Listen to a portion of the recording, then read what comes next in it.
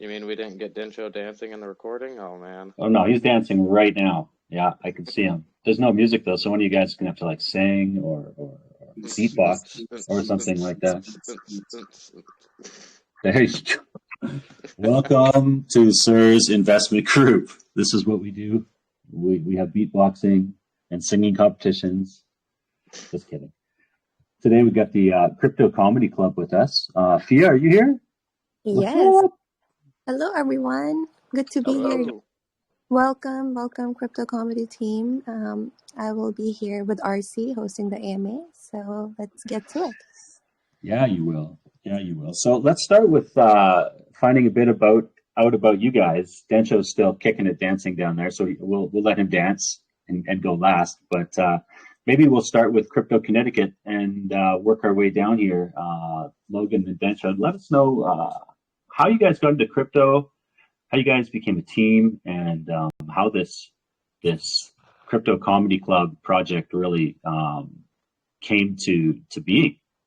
Well, actually, I'm gonna kick it off to Logan if that's okay, because this is his vision. I'm just part of the team to help him bring it to fruition. So I'll kick it to him first.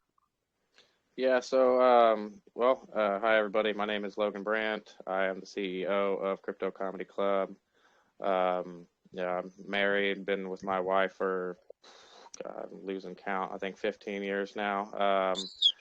Yeah, got a kid going into his teenage years, so that's a lot of fun, full-time job, just a normal guy. I got into crypto about a year ago. I always, thought it was a joke, to be perfectly honest. And then my friend sold his Dogecoin early and missed out on $22 million. And so I started paying a little bit more attention after that. It became an instant addiction, as I'm sure everybody here can attest to. Like I said, met these guys, investing in other projects and everything like that. We ended up, joining a little private group that we had, probably like 50 of us in there. But real tight knit group, I mean, we're sharing pictures of our kids and stuff with each other constantly and everything. Just a good group of friends and whatnot. And when I came up with the idea, I reached out to the group and I said what my idea was, and I asked if, anybody there would be able to even, if anyone there would be able to help me make this happen or how it would even happen, and, just reaching out for advice. And we got super lucky because, Connecticut right here just happens to be a blockchain developer. And we have our second VR dev, not Densho right here, but a second one. His name is Solar, and he happened to be in our group already too, and he was a virtual reality developer. So, we started, networking together and everything, and then Solar brought in Densho because he has, look at him, he's obviously very useful. Other than the fact that he's locked in the basement, you can check the coding. But like I said, we started working on it. We've been working on it for, like over 3 months now, probably. And, I'm incredibly impressed with what we've been able to do. Really what these VR devs have been able to do. It's pretty freaking amazing with the graphics and stuff that they've got going. And yeah, man, like we're making this happen. I mean, we're at the point now where this is gonna happen, no matter no matter what. Like it doesn't really matter what happens at launch. It doesn't matter what happens 2 weeks after launch. I mean, there's literally nothing that can stop us from accomplishing this because we have everything we need. We have all the tools. We have all the capital. Like we literally have everything we need to get this going. So it's just a matter of time, which is pretty awesome for the scope of what we're doing. But I'll pass it on to Connecticut real quick, introduce himself because I don't want to take up too much time. Hi, I'm Dan or Connecticut Crypto. I'm Dan Hovey. Yeah, so Logan and I met in just a small investment group that is kind of accumulated through us all investing in similar projects and then kind of becoming friends, like I'm sure a lot of you guys are familiar with your people. I am very happily married and have a beautiful 5-year-old daughter, which if any of you dads out there have little girls, you kind of know what that means. But yeah, I went to University of Connecticut for mechanical engineering, not computer engineering or software development. But we took basic programming, C++, and all sorts of that. And I started investing in crypto about maybe 5 years ago, which of course was a pretty awesome time to get involved. And was fascinated with smart contracts, especially when, SafeMoon came out, seeing, not that they invented tokenomics, but certainly were the first big one to make it a thing.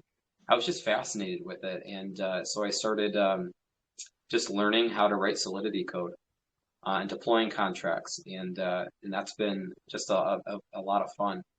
But yeah, like Logan said, we've actually really, I'd say more we're crypto investors before we're crypto devs, right? Now, excuse me, sorry, the dog's gonna go. So, we have kind of taken an approach here. Logan has a great idea. He has the right connections in the comedy world, and we happen to have the right connections in the VR world, which is just by chance. But we primarily are investors. And so we're trying to take the approach to realize this vision as investors and creating a project that not only do we believe in the use case, but that we believe as an investment, because we need to create a great space for our comedians, but we need to create a good project for our investors for volume to continue to go back and forth. So, one great thing about this is this 4-man dev team that we have all of the skills, ability, and equipment to realize this use case. And most notably, we don't need any capital to do it. So a lot of you guys, I'm sure, have invested in great use cases before, but they are a bit contingent on the ability to raise enough capital during launch so that they can actually develop their deliverable. And what happens is they don't quite get there, or you have all the when marketing boys go into the Telegram, and they end up spending too much money on stupid marketing, and then they just don't keep the trading volume up. People get impatient, and then the deliverable just becomes a further and further away dream, and then great use case, great project dies. One massive unique thing I think about our project from the eyes of an investor is we don't have that disadvantage. We are going to finish our deliverable. In fact, we have functioning deliverable on some level, not to what we need to actually have comedians come in, but it's not an element of capital, it's an element of time. And so what we've done so far in 3 months is incredible, and we will have deliverables this year and booking comedians this year, and we don't need anyone's money to do it. Obviously, we need for it to be sustainable over time, we need people to buy tickets, just like you would at a normal comedy club, right? You need to, it's still a business. But that's, from an investor standpoint, that is something I think is super good, and something I'm really excited about as someone who's going to be invested as well. Densha, why don't you tell them a little bit about how you make the magic happen? From your basement. From your basement. Or just died, so I'm going to actually switch to hand tracking. Yeah, I'm Densho. They have me locked in a basement. These guys, they picked me up, put a bag on my head, and they haven't let me out since. But, I make VR prototypes. I've been freelancing for about 10 years.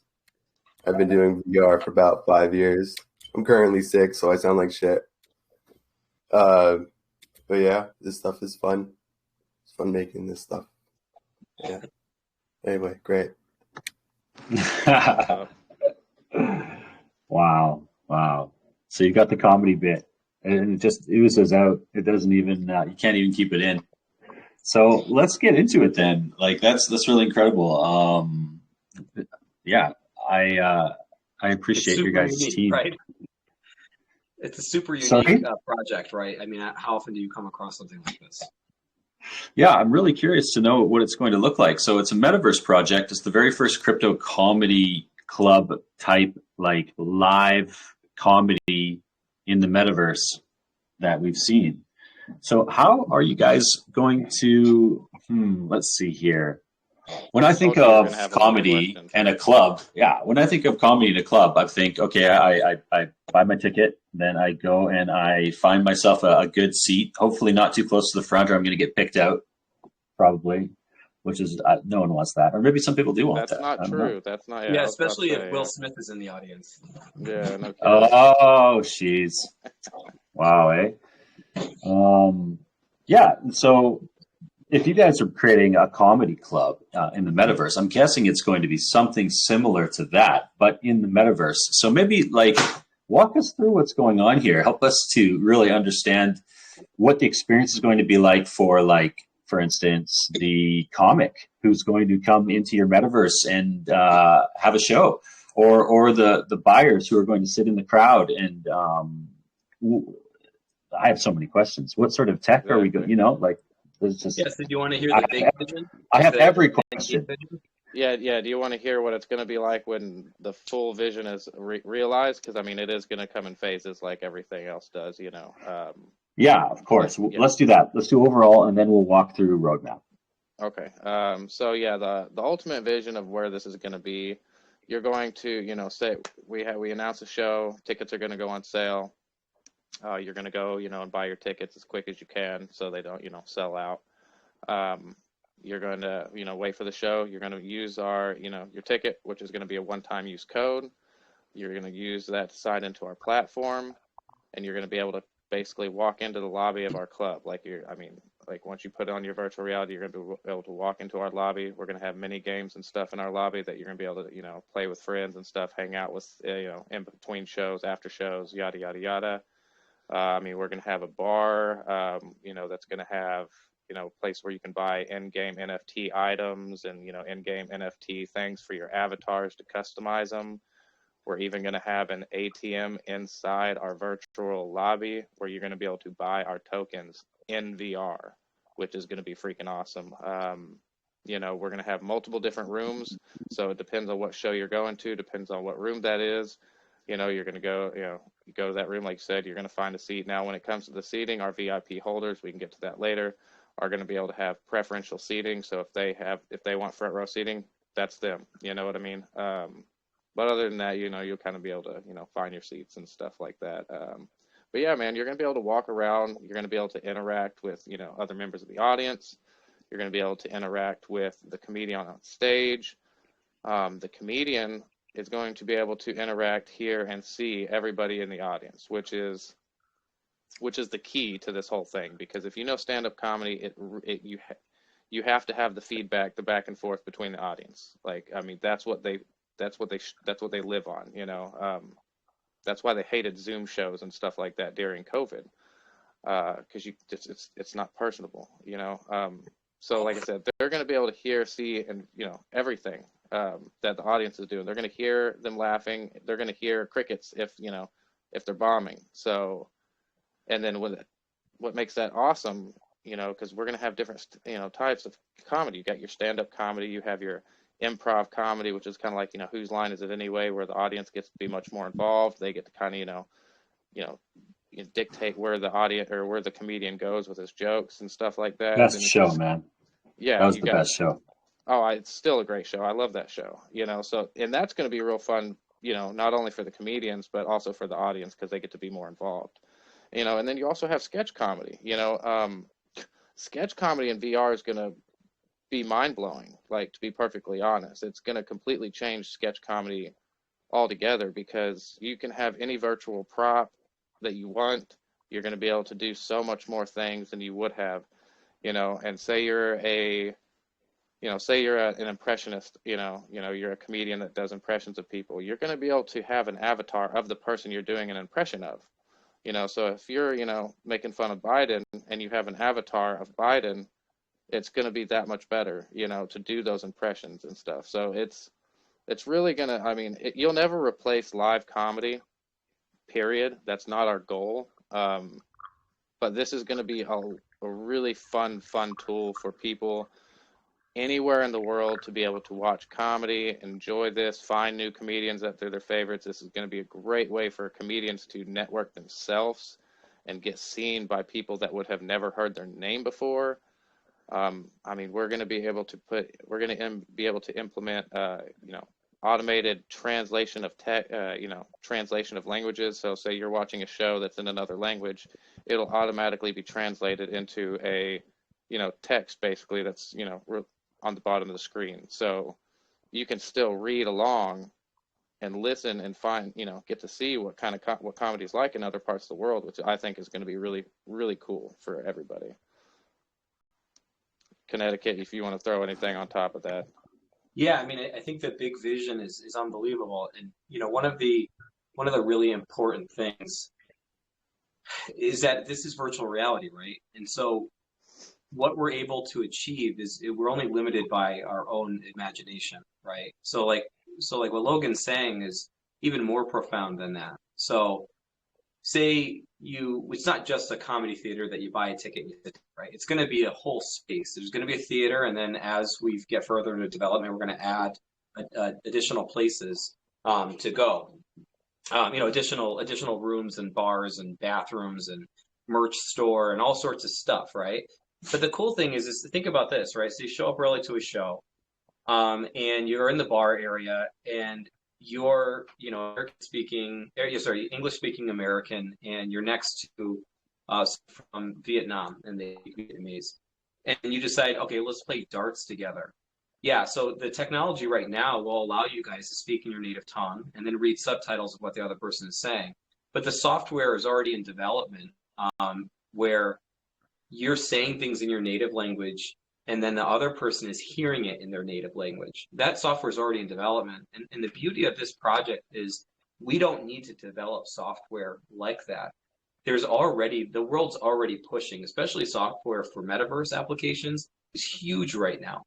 So as soon as the software exists and someone makes it, our programmers can take that software and write it, that's Dencho, can write it into our metaverse, which is unbelievable. Like literally there's no limit to what we're going to be able to do. We're going to be in a place where you're playing darts with somebody that speaks a different language than you, and you are both speaking in your own native tongue and hearing the other person in their native tongue. And that blows my mind, right? And all you're doing is playing darts or playing pool or what other type of things that we're going to add into that area. So that's going to be cool. Obviously, another big picture thing is we're balancing out like tiers of, if you have X number of tokens, you're a tier 1 versus tier 2 versus tier 3 or blah, blah, blah, right? And, as you get to we don't know, we haven't really settled on that. And I think a big mistake of some groups is they'll have some type of tier-based DApp, and people rush and get all these tokens out at launch. And then when they release the tiers, they don't require nearly as many tokens as people are carrying.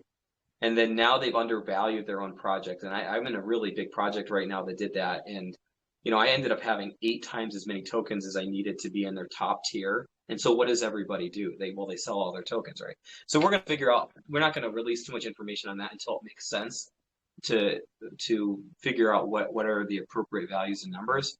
But say you're a top tier person, and we have someone like Hans Kim who's collaborating with us. He's a comedian that's on JRE. Say you're a top tier guy, and after the show there's a backstage thing. You're going to be able to go into a room with Hans Kim, maybe you and a few other guys, and literally talk to him and learn about him. And a lot of that's super cool. And we make fun of like the whole Chris Rock, Will Smith thing, but these comedians are able to do this from safety, right? They're getting to meet people in a completely safe environment because they're not physically with each other. And you're going to be able to kind of meet some of your favorite comedians in a really convenient way. And even when you think about the economics of crypto projects, when you see $20,000, $30,000 in a marketing wallet for a good project, it's just not a ton of money. But $20,000 to $30,000 when you're talking about booking a comedian that doesn't have to travel to your comedy club to perform is a shit ton of money. So the economics of crypto are way scaled in our favor, because what we're able to achieve with little money, you could never do in a brick and mortar comedy club. So yeah, we have a ton of huge advantages being in this space, and we're going to try to make it as comfortable and as fun for our comedians as possible, so that they keep continuing to choose us. If you don't have any other choice right now, but that they continue to be our choices. I'm sure copycats will come along. Wow. I really love the idea. I can see it happening. I know the metaverse is coming. It's just a question of when, and I think it will definitely, obviously, depend upon the technology being more readily available, and maybe,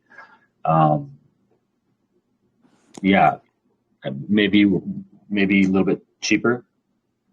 Yeah, well, see, Um, that's one of the cool things about this is because we know that not everybody has virtual reality capabilities. They don't, have the right, tools and equipment. Yeah, that's a good point. It's only like I think Connecticut said it's like 1% adoption right now as far as, virtual reality stuff. So that's why we made it to where you don't have to have that to still be able to enjoy our shows. We're going to be able to have, we're going to support multiple headset devices. Dencho can read you off a list of those in a second. But definitely the Oculus Quest 2, which is going to be your most common and probably your most cheapest, or the You cheapest. say And, most cheapest? yeah, I did. I said hey, that. I understood what he was It's saying. good. I got it. But It wasn't the. and it also the Oculus Quest 2, which is good about that too, is it runs solo. You don't have to have any, you don't have to have any computers or anything to, run the software and whatnot. But we're also going to be able to have mobile device stream on mobile devices, so it'll be kind of set up like a 360 camera, so you can kind of move it around, still look around the club and everything. And we're also going to have it'll be available on PC as well. So, there's multiple options for people to still be able to enjoy, but obviously to get the best out of what we're offering, VR is going to be, where you want.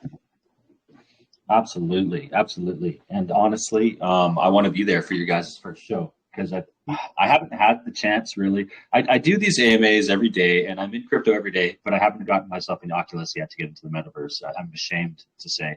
I need to. Listen, I haven't Mainly either. because I can't get out of my house to go buy anything because I'm too busy with crypto. I should just use Amazon. That actually. Yeah, I was about to say, why don't you just Amazon it, mail it straight to your house? Yeah. Listen, I'm I've gonna never get used one. a VR headset before in my life. Well, Still. and that's another cool thing about this the VR stuff. Like say you're like, okay, well, I don't really want to pay $300 or whatever for an Oculus Quest 2, but there's this show coming up for a comedian that I really want to see because this one's my favorite. You can go online and rent an Oculus Quest 2 and pay by the day. It's not that much. So, anybody could still, rent one for a couple days if they wanted to specifically go to one's show, or for those comedians that want to, perform but don't own one themselves. It's going to be real easy for us to, rent one and have it shipped straight to them. So that's always an option people can have. Yeah, incredible. I mean, maybe we should do some giveaways. You guys should do a VR set giveaway. Hint, hint. No, So, we probably will. Yeah. Yeah, and It definitely fits into our world, right? And obviously, like we've already talked about, when we book a comedian, part of that kind of thanks for choosing our platform gift set will be an Oculus or something. They're so cheap now that it's not a big expense to equip our talent, right? and like If he it was That's saying, awesome. and like he touched on a minute ago, like how far $30,000 can go in hiring comedians, as far, rather than, spending it on marketing, especially in the crypto space, because I mean, let's be real, marketing in the crypto space is highly overvalued most of the time, just because it's crypto, they know there's so much money in it. But yeah, we're not going to be paying, millions of dollars for some famous person to tweet about us. We're not going to be paying, I mean, like, we don't have to, because we're going to be paying famous people to perform with us and do what they do for a living. And they're going to tweet about us because all comedians promote their own shows. So we get double marketing, and that just comes from hiring fund. That's not even including our marketing fund. So we get double the marketing with this, which, I mean, like, this is going to completely change the game when it comes to marketing. In my eyes, this is going to blow people away, because, like I said, we're going to be hiring famous people. We're not going to be paying them to tweet. I completely agree with you that this is going to be okay. Let me put it this way: a lot of things I've seen come into the space, claiming that they want to be in the metaverse, and only very few have I seen that I'm like, okay, that's something that I would actually go and take part of Right. in the metaverse. This is one of them. Like, this is something that, like, you could sit down with your girlfriend or your friends. You don't even have to be in the same room, and you guys could literally laugh your heads off all night at a comedy club. That's kind of cool. It's really incredible, Oh, my alarm's going off here. Sorry. Is the thing over? No, Shit, we're out of time. I wish that crypto Damn it, would guys. All right. revolve itself around my schedule, but it doesn't. Um, okay, so let's think about this then let's come at it from the comedian's point of view, first things first. Now, you guys obviously have already been speaking to some comedians, and what's the sentiment you're getting from them about this? So actually, I've reached out to quite a few comedians at this point. I've been networking, sending emails, messages, and stuff like that for months now because I really wanted to kind of get, a vibe of who's going to actually be interested in stuff if people would be interested in. And I got to be honest with you, as long as it pays, they don't give a shit. You know what I mean? I'm just being like perfectly honest. They don't care, especially after COVID. Unless they're big and famous, unless they're like a Chris Rock or, Joe Rogan or, Dave Chappelle, they'll take whatever work that they can get, especially if they enjoy it and they have fun doing it, which is what we're going to do our absolute best to accommodate, That's why we're actually going to have 2 comedians with us in the beta testing phase to really gear it to, towards them, because if they enjoy it and they're making money, then they're going to keep coming back to us and they're going to recommend all their friends to us. And comedians are a very, very tight-knit group. So we make it in good with 1 or 2 of them, and we have that entire group that they hang out with already interested in us. Like, that's how tight-knit, comedians are.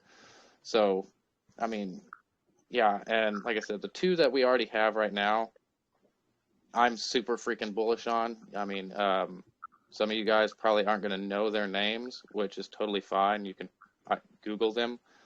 But one of our guys is named Hans Kim, and the other one's name is David Lucas. Both of these guys are regulars on the Kill Tony podcast, which is the #1 live podcast or stand-up comedy podcast in the world. They both opened for literally the biggest names in comedy in the United States, like Ron White, Joe Rogan, Dave Chappelle, Louis C.K., Bert Kreischer. I mean, like, these guys are extremely, extremely well connected with, like I said, the biggest names. Like, they hang out with them all the time, first name basis. I just went and saw Hans Kim a couple weeks ago and talked to him and hung out with him after the show that he did. And he had just gotten a text message from Joe Rogan saying that he's going to be opening a freaking arena for Joe. Like, he said, hey, by the way, you're opening this arena for me in, 2 weeks. Be ready. Like, these guys are very, very well connected. They are very funny at what they, I mean, shit. David Lucas is, he was he won multiple times Roastmaster champion and stuff like that. Like, this guy is, like, he's pretty well known, like, in the comedy world. So I'm super freaking bullish. By him, though? Yeah, 100%. 100%. Ah, shit. Like, that's his game. Like, that's his shtick, but he's great at it. But yeah, dude, so like, I'm so freaking stupidly bullish on this because, like I said, not only are these guys, they're connected, like, I mean, both of these guys have been mentioned multiple times and praised highly on Joe Rogan's podcast by himself, which is the biggest fucking podcast in the world. We make these guys happy. They're talking about us. I mean, dude, imagine we just get, like, to me, it's only a matter of time before we at least get mentioned on some of these podcasts. And to get even a mention on a Joe Rogan podcast would just, I mean, it would be ridiculous. I mean, absolutely ridiculous. Yeah, that guy has he has the biggest reach out of anybody other than maybe freaking Elon Musk. You know what I mean? In the world, 100%. Also, something to think about that a lot of people don't realize is Joe Rogan's really great friends with Elon Musk. Like, really good friends with Elon Musk. They hang out, their families hang out on stuff all the time. They live in the same city. And Elon Musk has even talked about wanting to do stand-up comedy. Just putting that out there. But can you imagine? Oh, man. Yeah. Yeah, I mean, there's always that thing, right? Have you ever invested in a project because, maybe not recently, but last year certainly, because you thought there was this chance that Elon would tweet about it, right? Like, there was, like, the use case was maybe shit, but you thought maybe it would appear. And so, you know what, you put a couple bucks in it. I did that with Cum Rocket, if anyone remembers that one. And that one actually was a rocket. Huh? Yeah. So I that made one a ton actually of was money a on it rocket. because Yeah. Elon Musk ended up tweeting it. Yeah. Um, Yep. Same thing with Space Vikings. The same thing. He put a meme up, and I made a ton of money in that one. So this is actually like a 2 out of 2 because it actually has a great use case and it's a valuable project. I think the value is pretty easy to see, but the likelihood of it getting that ridiculous moon jump at some point is super highly probable, just because of He, how tight knit comedians are. that and like I said, like Elon and Joe are like they're really good friends. Elon loves comedy. He loves crypto. I mean, what's not to like about this? You know what I mean? Once he actually sees that we're hiring comedians that he actually knows by name and has talked to because he hangs out with Joe all the time. I, I mean, you know what I mean? Like, why would he not be interested? Or even talk about it, because at least Yeah, it's interesting content for his podcast, anyways, right? But comedians are performing in VR now. Like it's interesting. It's going to make it on a free fall radio show, because why wouldn't it? They have to fill time. But yeah, it's super probable that this is going to get mentioned on about the largest stage, which is great, right? But it's not even about what we're about. It just happens to be the way that our marketing is going to basically market itself. Okay. Okay. So that's perfect. You guys have connections, and your connections have connections. That's wonderful. If we're looking at the roadmap, and I'm an investor, how is your project going to affect my investment? Will you be having a pre-sale? Well, it says so the pre-sale is on right now. My bad. And pre-sales in 2 days. Yeah, it's on Thursday night. oh, your thing says pre-sale ends 03. That confused me. Oh, on Yeah, the well, website? yeah. Yeah. I mean, it's technically accurate. It does end. I know. Not. Yeah, it We is. just I we agree. just haven't taken anything yet. Yeah, I Yeah, guess that is exactly. true. Yeah. Yeah, I mean, we're doing the whitelisting now and everything for pre-sale. Yeah, perfect. Yeah, I didn't see a pre-sale, so that actually made me jumble up with my words for a second there. But as an investor, okay, so I'm going to go into the pre-sale. The launch is then going to be a little bit after that. How is your token going to maintain volume until we reach the day that you guys launch full utilities and we can actually start selling tickets? And will the ticket sales come back to the investor? Let's talk a little bit about how your project is going to affect the investor's money. Right. So, during the time between, pre-sale launch and then, like you said, full scale, live open shows, there's several things. For one, we're going to be implementing some staking options and stuff like that for the people that, see the long-term vision and they want to, gain a little bit off their holdings. We have the small reflections as well. It's only 1%, but it's still something for those that hold because, it can pay for those, in-game NFT items or ticket sales or something later down the road. We're also going to, have anybody who buys into our pre-sale or private sale is going to get to participate in the beta testing phases and stuff like that, which is going to be real cool because they're going to get to, hang out with us inside of our club and everything. They're going to get to see everything before everybody else is. They're going to get to, be able to talk and interact with the comedians while they're helping us with the beta testing and stuff. So that's going to be a lot of fun for, those people to look forward to in that meantime. And the cool thing about stand-up comedy is you book comedians in advance. You know what I mean? You don't have to, oh, hey, the show's next week. I'm going to, book the guy to, today. No, you usually book comedians several months in advance because they have tours. You know what I mean? So before we even have our shows running, we're already going to be able to start booking comedians and having it on our calendar, which will be, the nail in the coffin. There's your proof, guys. This is no joke. This is happening. They're already booking people. So like I said, I have a feeling that that's going to give a lot of people reason to not only hold, but also to want to try and jump in before the platform even opens. You know what I mean? Yeah, and you have a bit of a dilemma too, because say we book a comedian and it's 2 or 3 months out.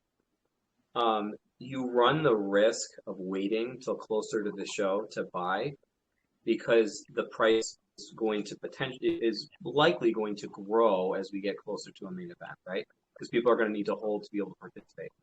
So there's always going to be this catch, right? There's going to be this loop of having to hold stuff, and oh my goodness, like if I sell now, what if the price increases and I want to participate in this? Well, I can't do that because, there's that constant loop of talent coming, right? And we're trying to develop a space that people are going to want to utilize even when shows are not happening, right? This is going to be accessible even when shows aren't happening. We're going to have open mic nights where our holders can compete, and then our holders can vote on who won the 5 or 10 minute stand up routine, and then they'll be awarded tokens, stuff like that, right? So, that I think is will keep people on that loop. And I think we all have wallets that are full of 20 different projects right now, right? All of our crypto wallets have all these projects, and we know which projects we have that. Say we get into a pre-sale or private sale, we're like, I'll still 5 BNB from that project over there. We all know the projects that we have no problem kind of going back and forth with because they're low tax and whatnot. So we're really well positioned with the way that this is designed, to where you have to hold to participate, that we're just not going to be the project that you move around. You're just going to hold it, and it's not going to be a problem to hold it. You're going to sell other ones that, whether you buy or sell, it doesn't affect your ability to participate in it recreationally. This one is going to be probably the only thing in your bag that if you sell it, you just can't use it, which maybe you want to use it. So I think that those two items are going to create a really healthy project and chart. If that answers the question. Absolutely. Okay. All right. So let's think here then. What is it that you guys think will be your greatest marketing tool? Will it be advertisement, or will it be word of mouth? And if it's word of mouth, how do you guys plan to really supercharge that? I think it's going to be our comedians. Yeah, 100%. Yeah, it's definitely. I mean, our best marketing comes from them promoting their show. Yeah, 100%. Because so the cool thing about this is we have 3 different groups of people that we can advertise to. That most crypto projects, they have one group of people they can advertise to. Crypto, that's it. We can advertise and do all the normal stuff that any other crypto project does, but we can also advertise to all the virtual reality, side of things, because there's a lot of people into that aren't invested in crypto. And then you also have the comedy, group, which is huge. And like you said, anytime that we hire a comedian and they post about their show with us, put it on their tour date, we just attracted all those eyes to our project. You know what I mean? Yeah, and like I said, once people in the crypto space start seeing that, oh crap, these guys are actually hiring real actual comedians and stuff like that. Yeah, it's that word of mouth's gonna travel real quick. Yeah, I agree. I think it's booking talent. We happen to spend money that actually is our use case, and it feeds our use case, which is awesome. And like we mentioned, that's not even coming out of the marketing fund. You know what I mean? All those That's hiring that comedians and stuff. Right. Yeah, because we have a marketing wallet and we have a talent acquisition wallet. So our best form of marketing isn't even coming out of the marketing wallet. You know what I mean? All the marketing funds are going to be saved for Logan Paul feeds, I think. I think that's our strategy. Yeah. Because we all know he brings the most value. Yeah, 100%. After I bring value too. No, you don't. Get back in your basement, sir. Logan Paul, man. You know what? If you really want to have value, you got to get Logan Paul in a ring against 4 of your comedians at the same time, and they all have to be mic'd up. Yeah, like I'd pay for that. I would watch that. Sock'em robots. I would just love to hear. David would roast the shit out of Logan Paul. I already know it. That would be hilarious. And it would make him more and more angry, right? So it would fluster him. That'd be the Oh yeah. great, like that'd be the strategy right there. Get him flustered, Oh yeah. roast him, knock him out. All right, moving on. So you guys are launching on April Fool's Day, which is amazing. We thought that was funny. Yeah, it really is. And so that's not that far away. Friday. I know. So how has the reaction been so far? How many AMAs have you guys done so far, and how has the reaction been? Where are you guys at right now with your community numbers wise? And yeah, what's the feeling like? Have people been grasping this idea that you have? Are people hesitant? Yeah, what's the main sentiment that you guys have felt from the AMAs that you've done so far? Right. So by the end of this week, we have this AMA and 2 more tomorrow. By the end of this week, it'll be 17 AMAs that I've done. I really focused on that I didn't really want a whole bunch of, just crappy call channels where everybody just comes in and says, hey, sent me whatever, and they don't really give two craps about the project because they just want a cash giveaway. And because this is such a unique such a unique project, it's completely different. I felt the best way to actually market is to really sit down with people and, explain it and discuss it. That way they can really grasp the scope of what we're doing and, the value of it basically. I've had a lot of great feedback, to be perfectly honest, like a lot. Like a lot of people are really excited about this. There is a lot of hesitancy because, let's be honest, there's not, a lot of people in the crypto space probably don't even know stand-up comedy at all. You know what I mean? So to them, they're like, unless it's, auto compounding and I can see guaranteed money and a moonshot on day one, I don't really care. So, you're going to Yeah. you're going to have those people, but once they see that there's legit buyers and there's big money coming into this, that's gonna quash any of those concerns, in my opinion, because like I said, we personally know quite a bit of people that already have bought into our private sale, that won into our pre-sale, and still want to buy at launch. You know what I mean? Like people get it, like especially our private group, because they have all the inside information. I'm sure there's a lot of doubt because, there's so many freaking rugs, you know what I mean? Like anybody, like half these games, they'll come out with like a clip of a game or something and it'll look real cool. And then they'll have a giant pre-sale and then they just rug the damn thing, so I get like, there's a lot of hesitancy, but especially when it comes to comedians now, there's going to be no doubt. There's going to be no doubt before pre-sale that we are legit and we have the comedians that we're talking about. Like there's not going to be any shadow of a doubt. We have something special to drop probably tomorrow. We haven't decided when to drop it, but like I said, there will leave no shadow of a doubt that we mean what we're saying and we're talking to the people that we're saying we're talking to. You know what I mean? Yeah, I'll say it's been super validating to be on AMAs because every single time we get the opportunity to tell people about this, I don't know, personally, I'm just reminded of like how this is really cool. I want to invest. It's like such a unique thing. And, obviously you guys don't know us from anybody else and we could be awful, terrible people. But it's just a cool idea, and we have the ability to actually complete a use. I mean, when's the last time you were in a project and the use case actually got realized, where you saw a real deliverable?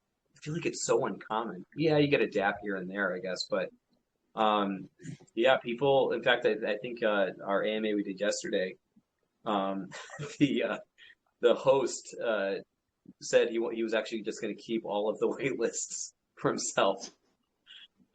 So I like we've been getting, I guess I was kind of worried that it would be kind of hard for people to conceptualize, and I hope we do an okay job, like helping ground it and help people understand.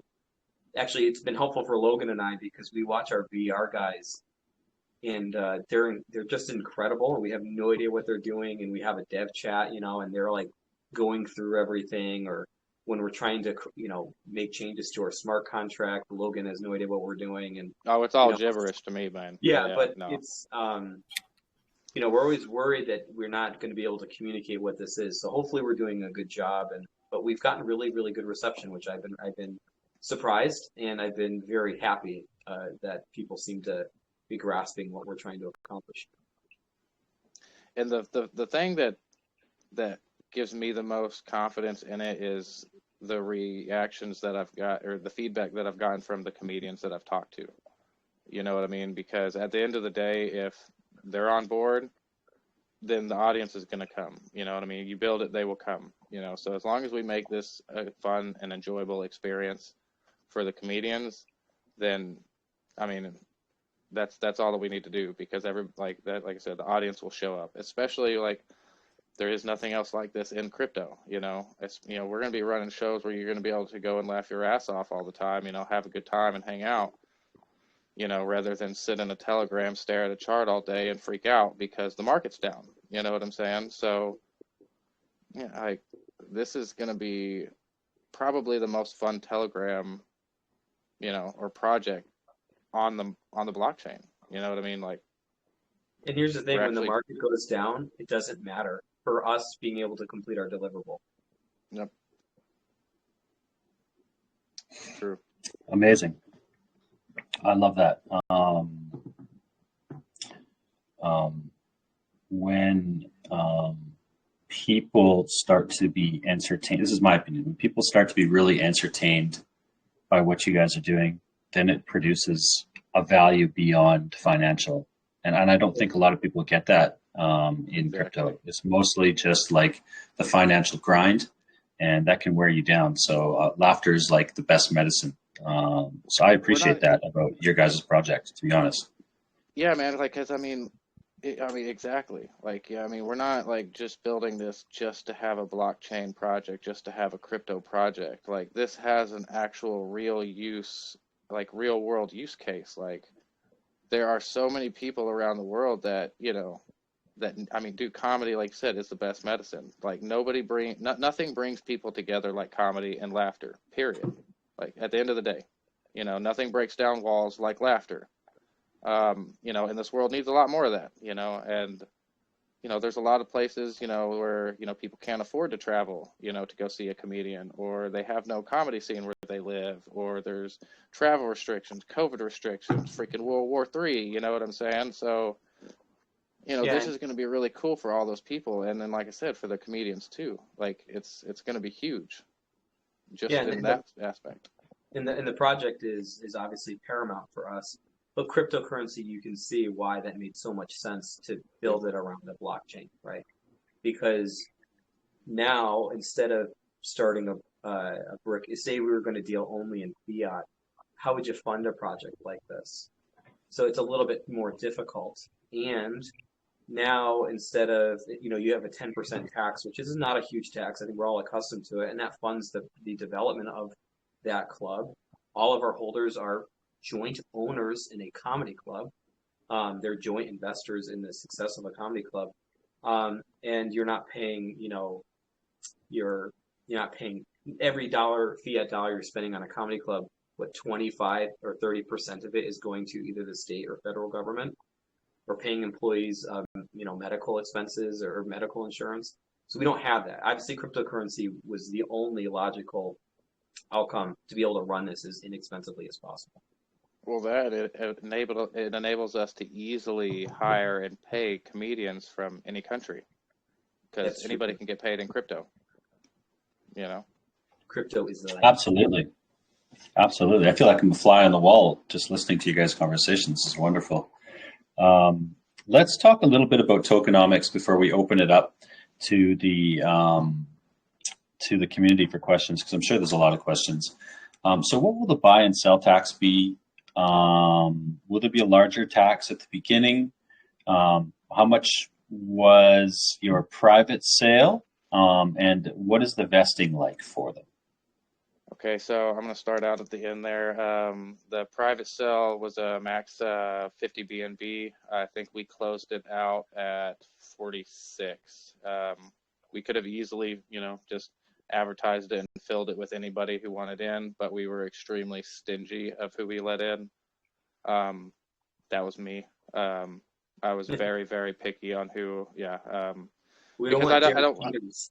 yeah, I don't like I said, I don't want people that just, want a quick flip on the first day, and I didn't want people that, don't know shit about our project. I only wanted people in that really believed in the vision and, get what we're doing. So, I mean, most of it was filled from our private group that, we spoke of earlier, and that's why there is not going to be any vesting on it. Because like I said, me personally, I'm not worried about them selling at all. I get that other people might. But, if they're concerned about that, they're more than welcome to, wait till after launch, find a good dip to get in on. We're not pressuring anybody into buying our token. If you want to, you do, cool. If you don't, you want to wait till you see the shows happening, that's perfectly fine too. Like I said, it's going to happen regardless. So whenever you buy is your choice. And then as far as taxes go, they're 10% both ways, 2% for marketing, 2% is talent acquisition. 2% for liquidity, 1% reflections, and then 3% is broken down in between the four dev team, so 0.75 for each developer. And that, obviously pays for our time and, also is going to help us pay for any, software or equipment and stuff, that we might need as we expand going forward. And then There I'll are let no dev Connecticut. tokens. To that point, there Yeah. are no dev tokens at launch. There are no wallets set aside for devs. Yeah, we did not set any of the supply aside for ourselves. The only stuff that we get is the stuff that we purchase. Because there's no point. And all of the marketing, the talent acquisition, and the dev wallets are automatically held in BNB, so they're not held in our native token. There will not be giant contract sales for us to, use our marketing funds or anything like that. So, that's going to help, keep our chart much healthier. Because there's no reason for us to sell the token for us to get paid or to use it, which a lot of projects, kind of screw up by doing that.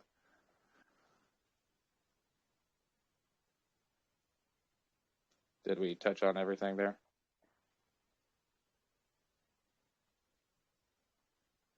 You fell asleep. I think we broke him. I think he's speechless.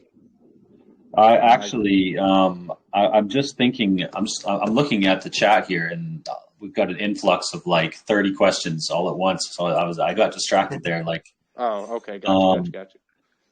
So maybe what we'll do is we'll open it up to the community now for questions. So if you're in the community, are you guys ready for that? First, I should ask you that before inundating you with 1,000. So if you're in the chat right now and you have a question for the team, what I'll ask you to do is to please raise your hand. And we have hands raised everywhere. Okay. So don't speak to Dencho. Don't look him in the eyes. he might go crazy. Flip me off, Dencho. Yeah, we didn't even talk about how we're the very first VR project with full body hand tracking. Yeah. See, he oh, hey, Yay. That's a finger. Wow. I just unmuted you, Crypto Diva. Please ask a question now. You have the floor. Crypto DEE. Can you hear me? Hello, Yeah. can you hear me? Oh yeah, very loud and clear. Okay. Just go ahead. Do you have any coin buyback system or any token bond plans to increase the value of token and attract investors to invest? So do you get my question? Yeah, you're good. Go ahead, Connecticut. I was gonna say, so potentially, we're not using that. It's not built into our kind of the way that we're approaching this by design. We are thinking, or we're thinking about potentially having some type of buyback. It certainly is easy enough to do, right? You just do it, but it's not built into our smart contract. If that's the question, we're not a deflationary token. We actually we're a utility token, right? So we're not looking for a bunch of chart trickery to make investors feel better about it. I think those are utilized more within projects that Meme coins. reward tokens, that type of thing, where a chart health is the only thing keeping it alive. And so we're not we're a utility token, so there's no built-in buyback system. No, it doesn't fit with what we're trying to do. That, and any time that we do, manually do a buyback and burn, we will not be, doing it in giant chunks to create, fake, pumps on the chart. We will not be announcing it to the, community. So there's, not that, oh, let me buy in before they, burn, and then so I can sell on that pump. Where, like I said, this isn't a meme coin, this isn't a shit coin, this is a serious, legit, like we're actually going to have like a real world company, basically, so we're treating it as such. I'm not trying to fill the chat with a bunch of hype people that don't give two craps about the project, that just say stupid shit to fool people into thinking that, oh my god, there's so much hype around this project, I have to invest now. You know what I mean? Like, we're not gonna have to. Yeah, we're not gonna have to. Like, we're not like, because like I said, this is gonna happen. Period. So in my eyes, it's literally only a matter of time. There is no reason for us to fake it. Yeah, healthy business, not healthy. I mean, we're looking for help. We're not going to spend money that we could book talent with to do a buyback to improve a chart. Our use case is not to have a healthy chart. It's to have a healthy business. Which, you have a healthy business, the healthy chart comes with it. You got it. Yeah.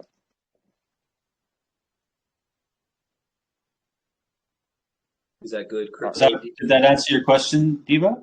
Are you good? Yeah, thanks. Yeah, thanks. That's so the answer to my question. Thank you. I look forward to meeting you at the club. Okay, so let's go to the next question here. Out of the hundreds of questions, I guess not hundreds. That's a little bit excessive. I'm going to go right to the bottom. Dozens and dozens. 1 million. Yes. Okay, so let's see here. Keep getting requests for the dog. Okay, here's one here's one from Superboy. It's pretty good, actually. It says, how do you get profit other than how do you bring in profit other than the stand-up comedy? Will I be able to rent NFTs, and will you be using NFTs? Will I be able to trade NFTs? Will I be able to stake tokens or NFTs or something else? Yes to all of that. We'll have NFTs, we'll have staking, farming pools. So besides actually buying tickets and there being profit in that, I guess we didn't really mention that, but with having an NFT store where you can purchase NFTs, it'll really in the back, it'll be a marketplace where you can mint new NFTs or you can sell them on a secondary market. Those ones will be in BSC. We're going to do more NFTs, I believe, Logan. I guess we're not completely clear on this yet, but I believe we're going to do a run of Ethereum NFTs as well. Yeah, is that right? Those are going to. Yeah, those aren't going to be like your norm. Those aren't going to be like the in-game NFTs. They're just going to be your normal, line of NFTs. And still feel like Binance has the NFT market it's just not there really well yet. So our NFTs will be on Binance, obviously, but they're usable. They're functioning things that you can use. So they have to be existing there, and they're really more for that utility. We're not going to charge you $500,000 for a tomato that you can throw at somebody, right? They're going to be mintable and reasonable in price because we want people to buy them and have fun. Imagine you had the $5,000 Vito tomato NFT though. That'd be hilarious, man. Yeah. We thought about there being rarities to tomatoes. So if you get a legendary tomato, it's like this big, like a beach ball, and it has extra explosion when it hits somebody. That'd be so good. We thought about a couple of those things. I don't know if you guys are familiar with, and this maybe will help people understand this. There's a game called VR Poker. Oh, I can't remember the real name. Densha, do you remember the Poker Stars VR? Is that what it is? Yeah, something like that. Yeah, so if you've ever played that before, it's a casino, and you go there and you can play blackjack, you can pull the one-armed bandit, you can play poker. And yes, you go there and you play poker, and it's a normal everyday poker game. But you're sitting with, eight or seven other people, and you can spend in-game money to buy little knickknacks that while you're waiting your turn to bet or to fold or whatever, they have vape pens that you can use, and they have swords that you can throw at people. They have like little donkeys that you can put on the table. It's just weird stuff, but some people go in there just to do that because it's just fun. It's just weird, So yeah, that's going to be something that we think is going to be really cool, just different. And that of course will be generating revenue, and there'll be trading volumes as a result of that, which will benefit holders and blah blah blah. I've got an interesting question here. Thank you for answering that, by the way.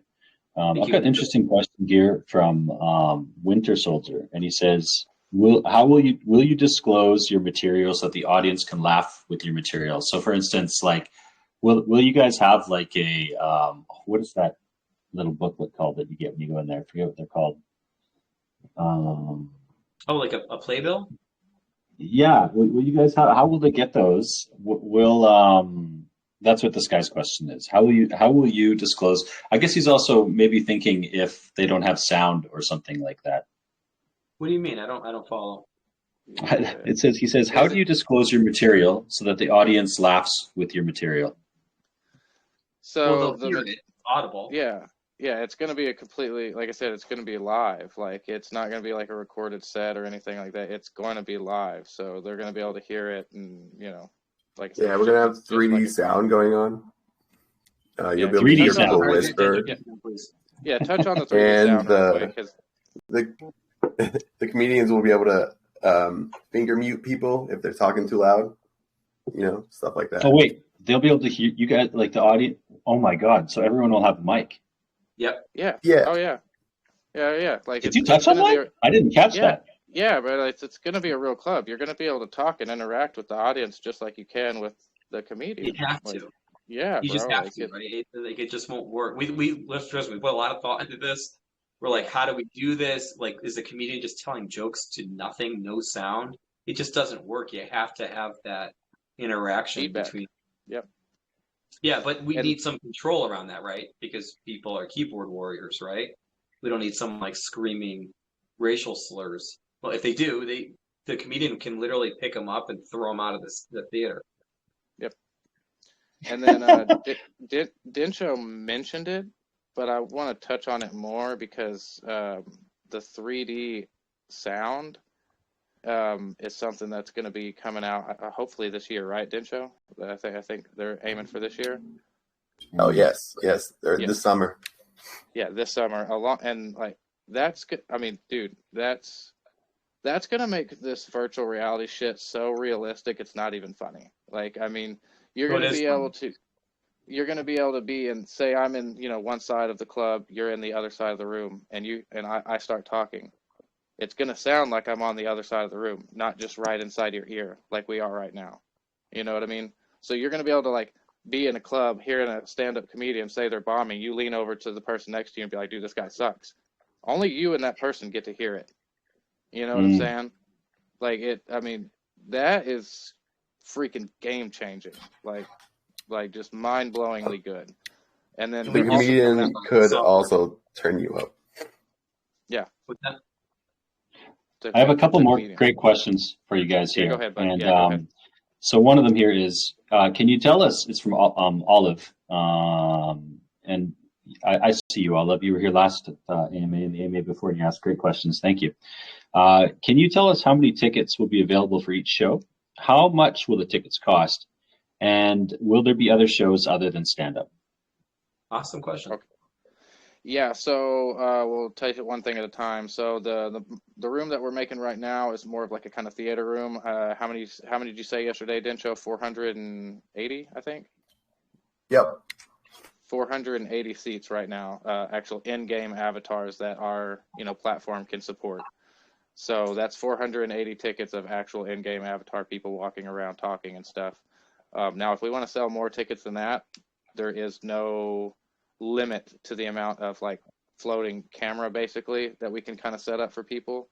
So, they won't be able to kind of walk around and stuff. Maybe those would be like, the second tier tickets, cheaper tickets, whatever. So you'd still get to watch the show and everything, but you wouldn't have, it'd be like having the 360 phone basically. But there's no limit to how many tickets we can sell with those. There's no limit. And then as far as the ticket prices go, it's going to 100% depend on the show.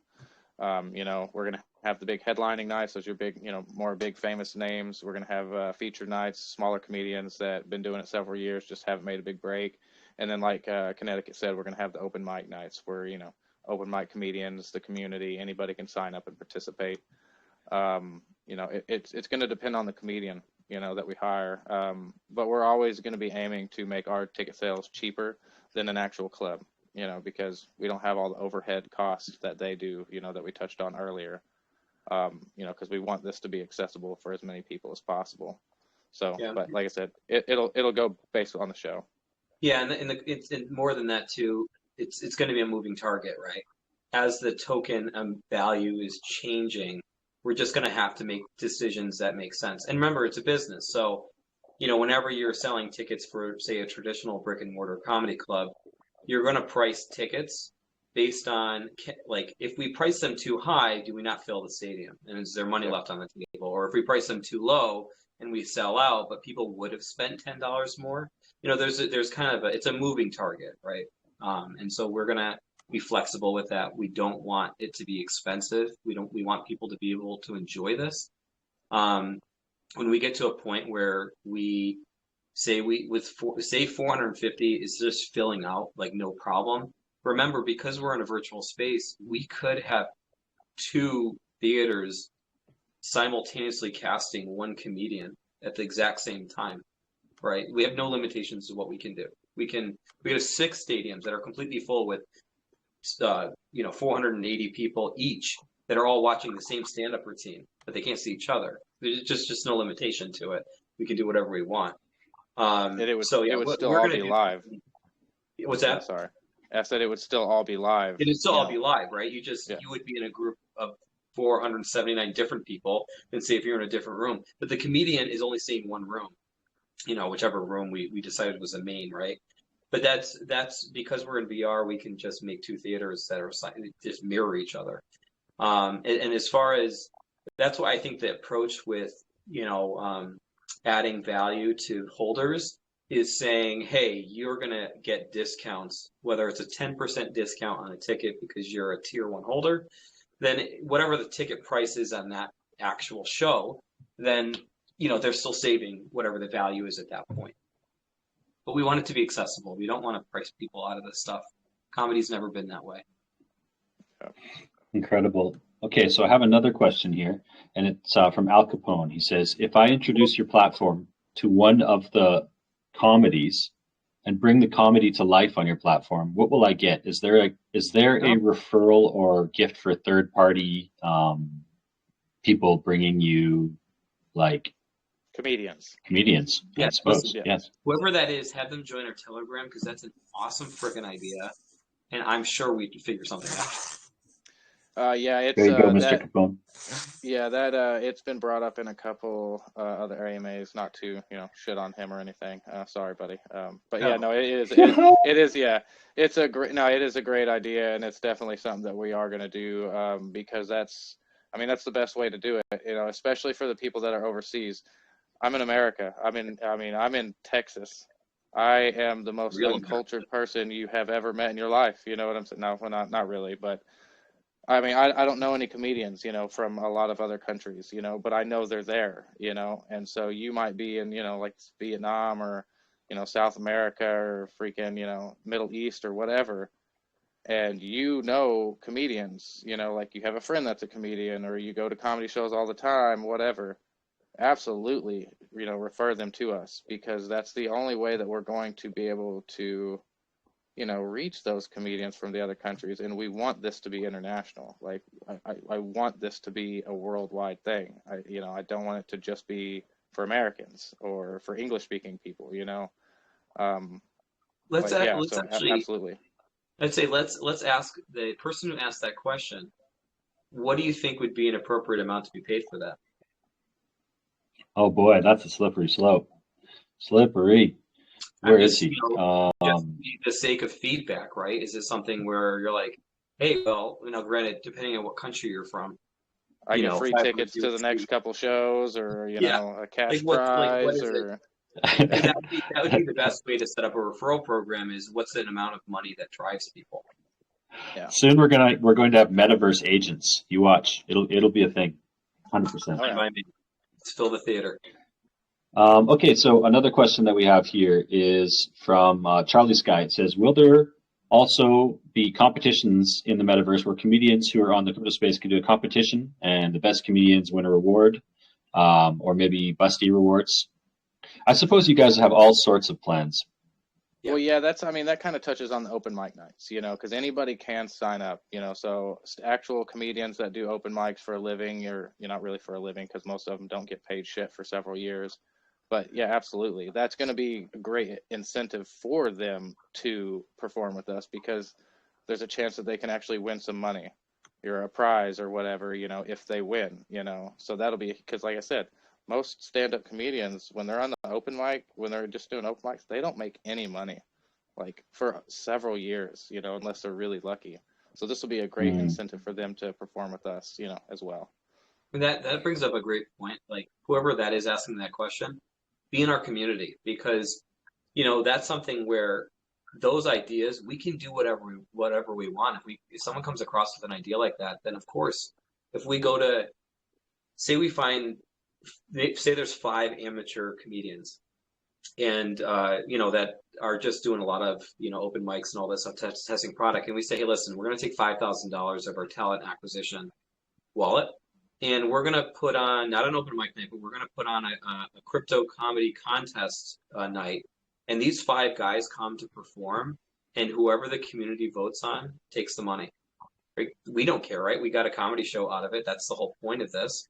So like, there's going to be, I think, things that make sense. And we're going to want a really great community, like clearly you guys have, to come up with these great ideas that will only make this experience great. It's a social project, right? So we need people to come up with ideas and enjoy it.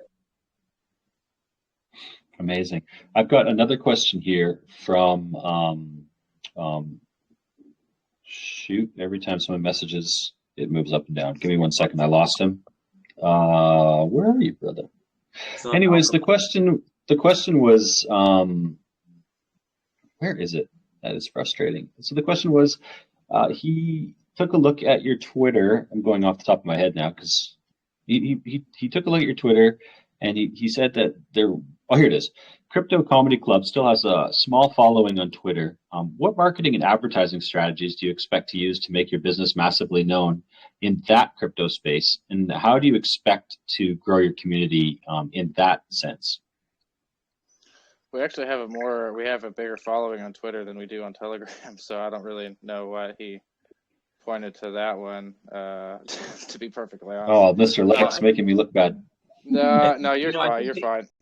I think the answer is the same, though, right? I think that we're going to be promoted on Twitter by the people who we're booking. There's going to be a lot of self-promotion. Yeah, we're going to be doing a lot of the normal Telegram marketing and crypto marketing that you see, that we're familiar with, for brand recognition and stuff. But maybe some Google SEO to advertise for comedy people, like actual real world advertisement. We didn't talk about this, Logan, but I think it's important. We're going to have the ability at some point where people will be able to buy a ticket to our shows in fiat. Yeah. Well, at least to them, it feels like fiat, but there's going to be there's going to be something happening in the background, which is taking the fiat and converting it to our native token.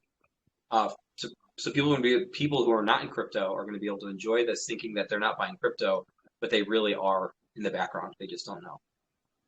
So we can market this to the real world and the crypto world, which makes it much more accessible for everybody. Yeah. Okay, so this will be the last question, guys. We've had you for quite a while here. Thank you for coming overtime with us a little bit. People are hungry. They want to know. So I appreciate that you guys have stayed. So Giant Black says, I read that we have whale perks or VIP access where we are allowed for backstage access and more privileges. How can we become VIP members? And is it is it by subscription? No.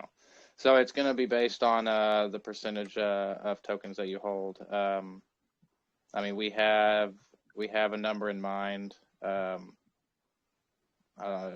I'm not 100% sure if we set it in stone 100% yet, because It's one of those things that we don't want someone, say, like, worst case scenario is someone goes out and they buy, we'll say 8 million of our tokens, and then all these people get 8 million tokens, and then we come out and say, all right, VIP access to our platform is 500,000 tokens. That is like, you well, just destroy that stuff.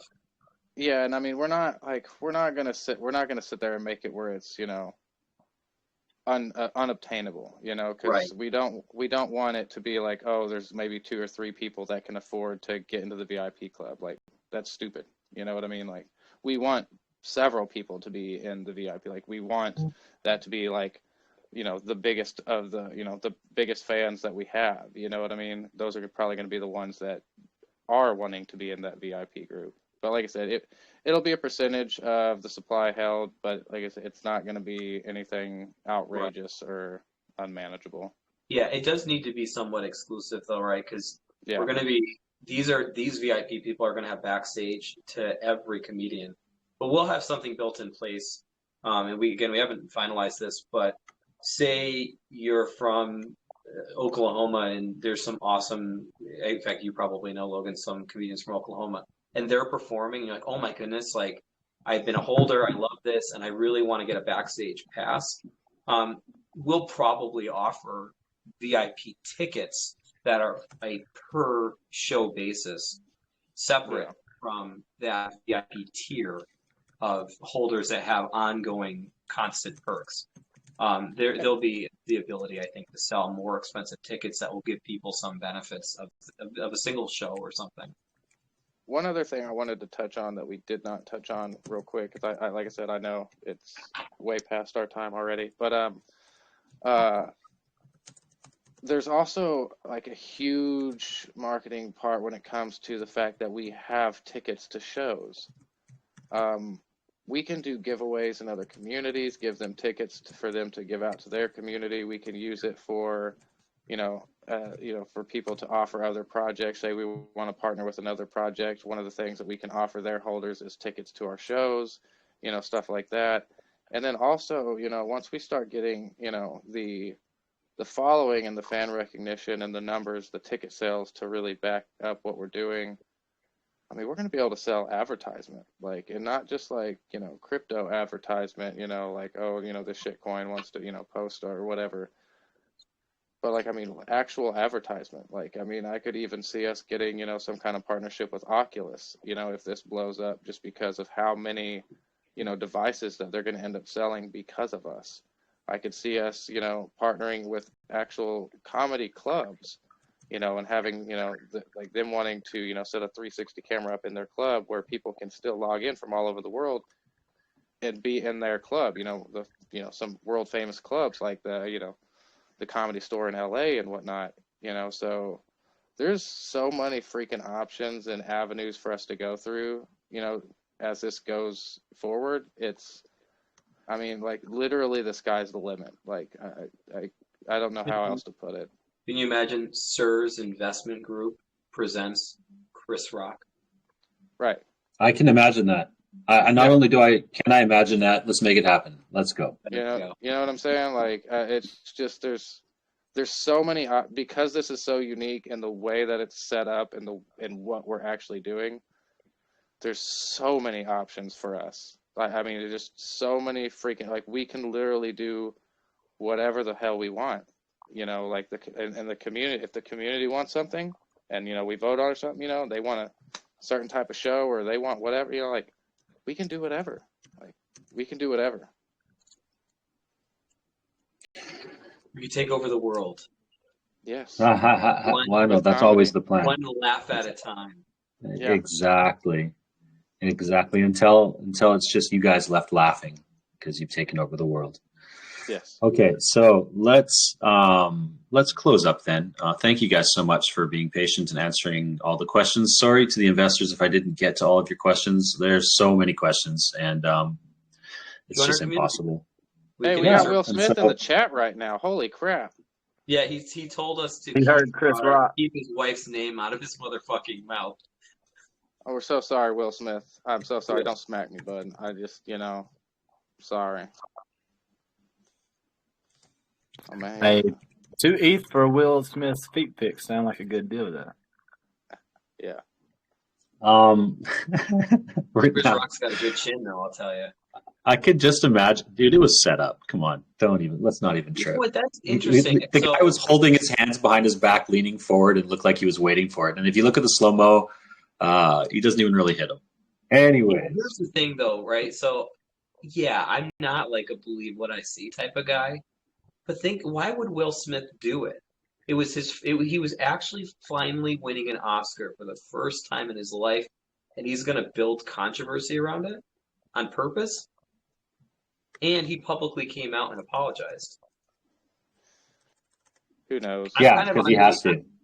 I know. I'm Yeah, kind yeah, of no, in he the definitely world has that to. I think it was actually legitimate, which maybe I'm an idiot. Oh But yeah, I'm with you, man. Because Chris Rock, he couldn't find his words after that.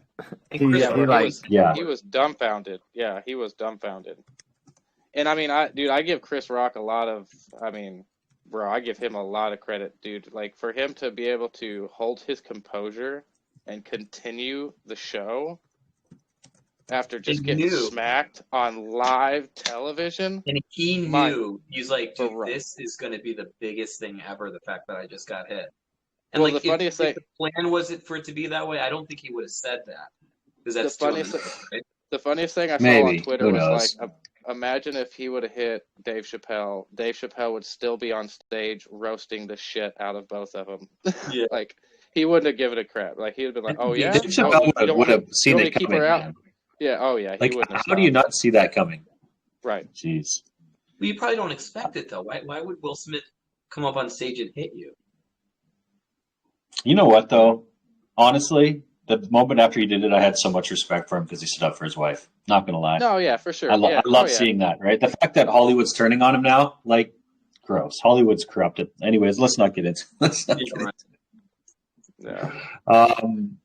So, yeah, tell the people about how they can get their hands on a whitelist and if they're still available and where they can join you guys. And please let them know again when the date of the pre-sale is and also the when the launch date is. And we'll close up. Okay. I do believe we gave the SIRS community some whitelist spots, so I don't know how y'all are handling those.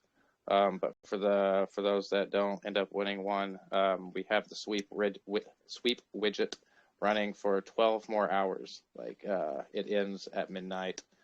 And after that, there's not really much other ways besides maybe tuning into another AMA or something like that. We're only doing 750 max whitelists. We're not doing 3,000 whitelists for a 200 hard cap. I think that's stupid. It's supposed to be exclusive. And then our pre-sale is in 2 days on Thursday, the 31st, and it's going to be at 8 p.m. Eastern. And we are going to be launching the next day on April 1st at, again, 8 p.m. Eastern. Amazing. So I just want to say thank you guys for joining us. I'm looking forward to this. I can't wait to get into a VR headset and see my first comedy club show and be able to like heckle and maybe even throw NFT tomatoes. Man, that'd be so awesome. Yeah. Maybe not. That's kind of rude. I don't know if I would do that. Well, see, that's because so the throwable objects, obviously there's going to be some comedians, like if we're booking a headliner, I'm sorry, we're probably turning the throwable objects off for that for that show, because we don't want to piss off the people we're paying. But for the open mic nights, if somebody's bombing or whatever, I mean, shit, that's part of the show, And also, there's a heckler. Everybody can throw the crap at the heckler. You know what I mean? So yeah, I mean, there's still multiple, options for that to go down. I don't know. I would probably do it. I'd probably do it. And I think, and it'd be great because it boosts your volume. You could buy it in native tokens. Look, we're starting the conversation up again, and I'm trying to close it down. It's just there's so many different ways you could go with this project, and it's really exciting. And if you guys who are here maybe came in late, you didn't really get a chance to catch it. This is being recorded, and so you'll be able to watch it later. And of course, team, I will pass that to you guys at the end here. And so just on behalf of SIR's Investment Group, of course, appreciate you guys. Thank you guys for joining us. And yeah, all of the best moving forward. I think that you guys have a bright future. All right, thanks, man. I really appreciate you having us. All right, Absolutely. Get back in the basement. Yeah, Densho. Okay, guys. Much love. Right. Take care. Right, and to all the investors, we love you. Thank you for joining us as always. And Densho, just, if you need to call the police or anything like that, just wink twice and we'll get you out of there, man. Don't worry. We don't have winking technology, thankfully. I didn't program that in yet. Not yet. He's going to do that now, though. That was not a good Yeah, suggestion. that's definitely next. I need to face emotions. So awesome. I love it. All right, guys. Take care. Thank you for joining us. Yes, sir. Have a good one.